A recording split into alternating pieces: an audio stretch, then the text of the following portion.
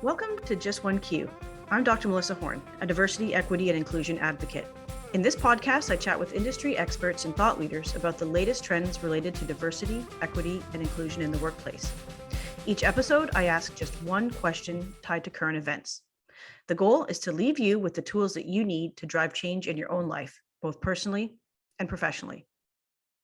One of the key outcomes of the pandemic has been a shift in the discourse around the need to create more inclusive workplaces and improve feelings of belonging among workers.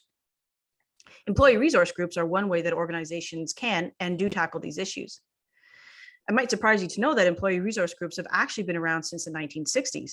In fact, the first ERG was started in the 1960s when Black workers at Xerox organized to discuss race-based issues in their workplace. Over the years, ERGs have gained popularity, especially in the US, and more recently, they've started to gain traction here in Canada too. A quick Google brings up a lot of information about ERGs, but if you don't have an ERG in your organization, or if you haven't been a part of one, it can be difficult to truly understand how they work, what the benefits are, and how they can be an effective entry point for pushing strategic DEI initiatives in an organization. So for today's question, I'm asking, why is an ERG a good entry point for DEI in an organization?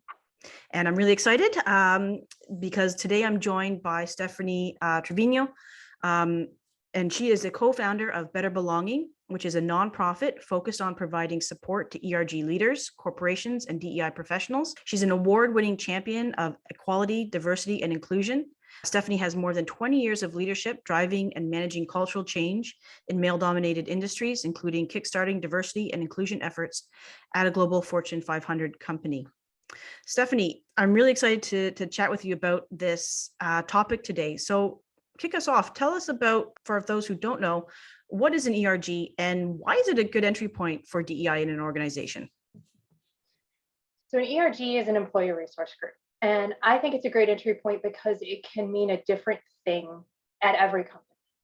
It's a good place to start because it isn't a predetermined structure. You don't have to match what any other company has done in their ERG. It can be unique to your own organization, and it can be a grassroots effort. For example, at my company, when we started one, it was specifically targeted at women.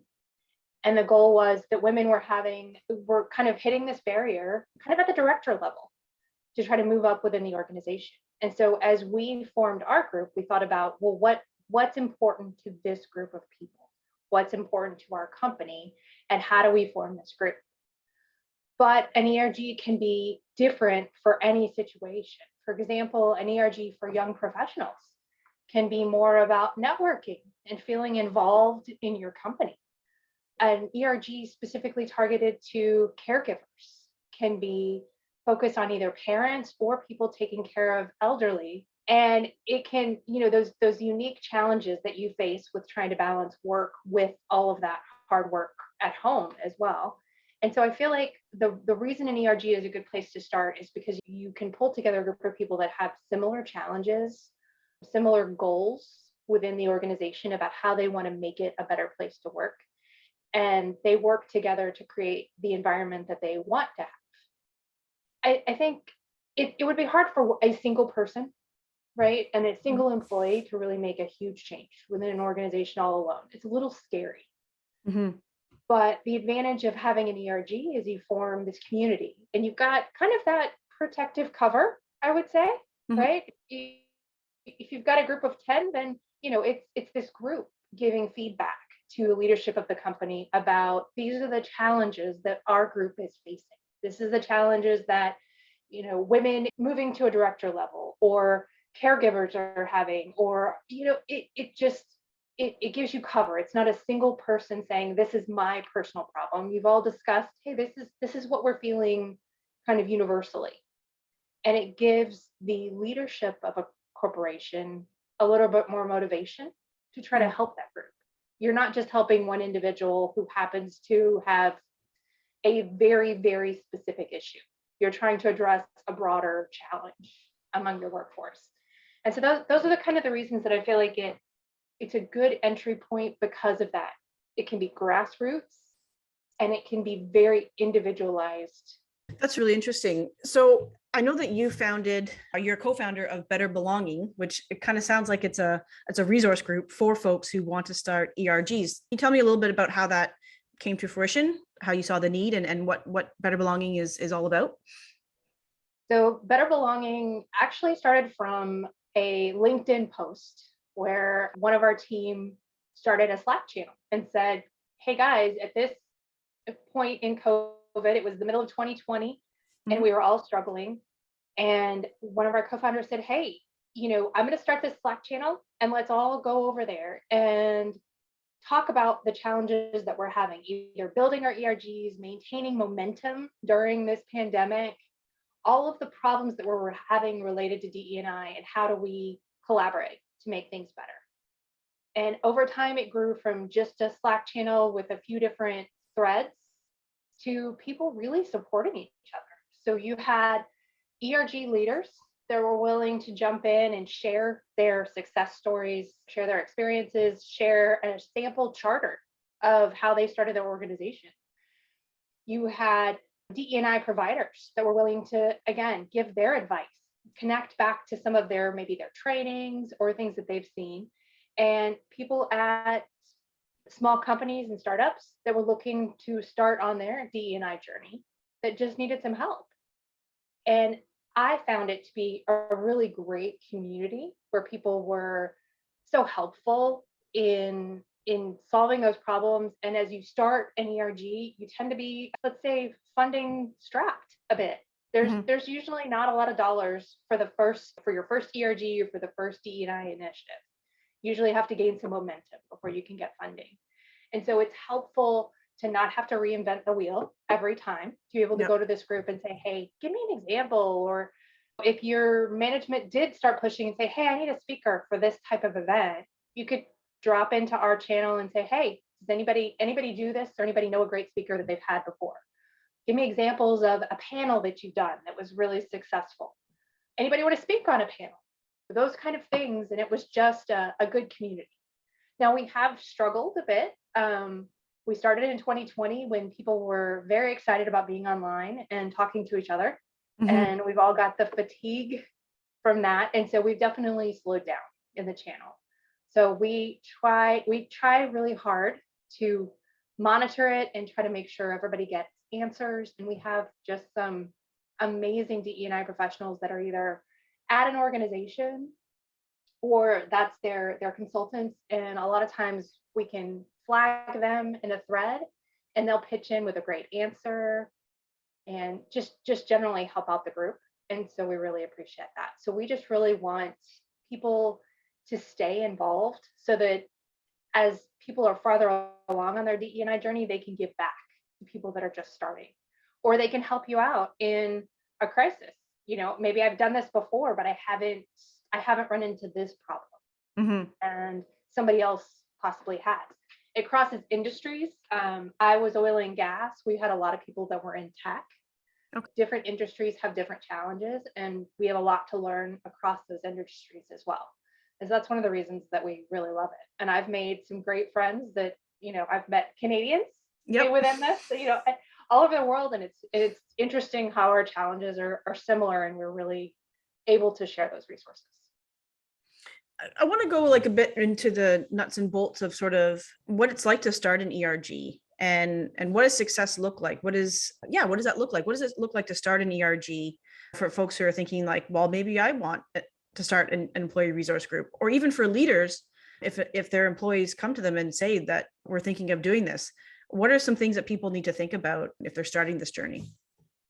So I think the first thing to work on is look at your existing company culture and the group that you're trying to support, and really identify what your goals are. And that goes back to, are you a young professionals organization and people really just need to get to know others in your workplace? Can you do something as simple as community events or happy hours or things like that to solve that problem? Or is it that you want to be in a place of education, right? You want to provide information so people understand what's going on in your community. Do you want to be an activist organization? Do you want to push the boundaries That's always been my place, right? So I always push the boundaries in my organization and say, well, I've counted and there's not enough women in your senior leadership team and we need to make changes. But you have to take the group of people that you have that are willing to organize it and work together, and as a whole determine what your goals and values are as you get started. Otherwise, you're trying to the shotgun approach. You're trying everything without a clear goal. And within my organization, we had several months of brainstorms and sticky notes and take these and boil them down to a bigger idea, and honestly, even negotiations over what our organization was going to do. Were we even going to have happy hours? I voted no, because that was the place I was in my life. But it just depends on what your goal is and how to make that happen within your organization. And that's from the grassroots perspective. But from the management perspective, it's finding out what level are you going to drive this from. Obviously, if your CEO is involved, then that's wonderful. But who are you going to have run it on a day-to-day basis? Do you have a DE&I director that can manage that, or are you going to put this on some member of your staff, right? And at what level within the organization? And those choices are going to determine how that ERG runs. For example, if you assign it to someone that's in their first 10 years of working, there's a level of credibility. Are people going to join that organization? Are they going to get FaceTime with the big bosses, right? Versus if you assign it to the person running the ERG is maybe a senior vice president, right? So it's going to determine what kind of participation you get and how that ERG grows and expands. And so all those things are considerations when making those choices and how you want to influence your organization. That's really interesting. So I'm just thinking out loud here. So for folks what is sort of once you've figured out what your goal is, and as you mentioned, that can take some time and is in itself a journey and a process. What are some things that folks should be doing? So you mentioned, obviously seeking financial support from your organization to help fund those initiatives. How can leaders sort of be enablers of this and ensure that these resource groups get the resources that they need? So how can leaders make sure that these are successes within their organizations? So I would say the biggest driver would be visibility and participation.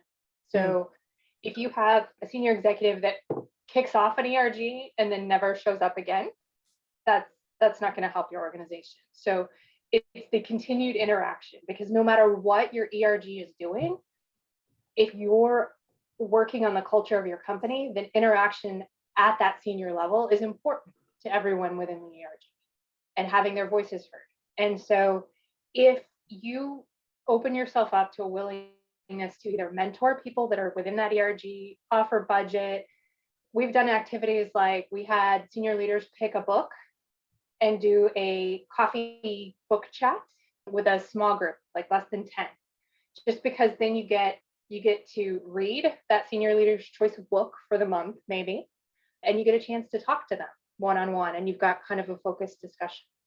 And so what I really see from senior leaders is actively participating in a way that really lets you get to know the people in the ERG, and not just, but the FaceTime is important as well, because it does show that you're vested, right? That it's not just a one and done. You don't kick this thing off and then leave for vacation. And then again, investing money to fund them so that they can have speakers or events or all of that, and investing your time to be a speaker or a panelist or help organize those things, all show that your senior leadership is dedicated to the group.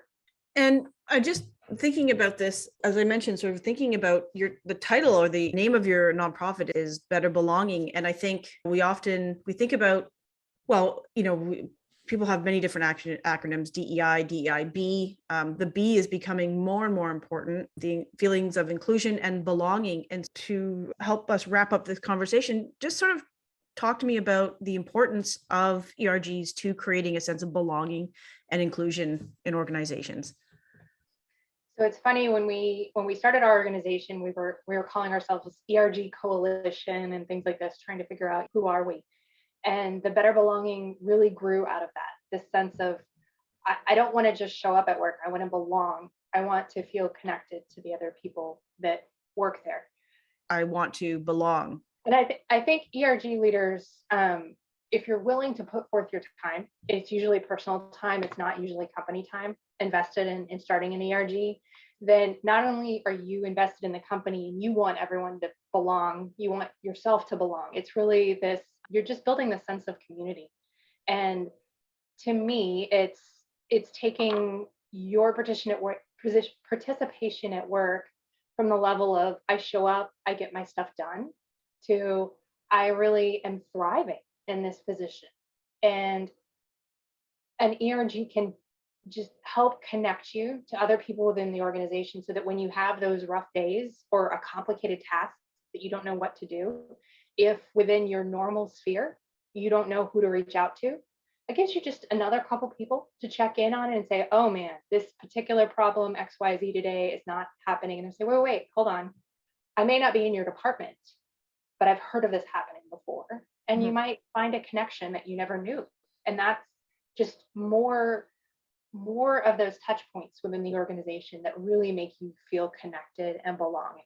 Or if you're having a rough day, and just somebody from your ERG may be the person that just grab them and go to lunch, right? Yep. Any little thing that makes your day at work feel better and gives you that energy to keep moving.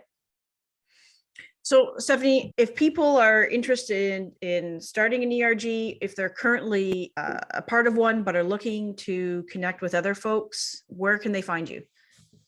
So we've got a LinkedIn group called Better Belonging. And so we've got the main company page and then a private group that they can request to join. And then we've also got a Slack channel. And we would love to have people join. And what we'll do is, if you're having an event and you'd like to share that with other people, we would love to share that with the rest of our community and have them join in. If you have questions, we'd love to share those and get input and feedback. And you never know what great ideas that you can get from the bigger community that we have. And we'll be sharing the links as well in the show notes, so you can find Stephanie and the Better Belonging folks. Thank you so much for this conversation. I love what you said there at the end about not just wanting to sort of show up for work, but there's a real desire to feel like you belong and make those connections that are beyond that transactional. Thank you so much for sharing your expertise today. For folks, again, as I mentioned, if you're interested in learning more about starting an ERG in your organization, if you're interested in joining the Better Belonging community, you can reach out to Stephanie and the group on LinkedIn, and there's a Slack channel, and we'll provide you with those resources. As always, if you have any of your own questions or would like to be a guest on the show, please feel free to reach out to me on LinkedIn. Until next time, I'm Dr. Melissa Horn, and this is Just One Q.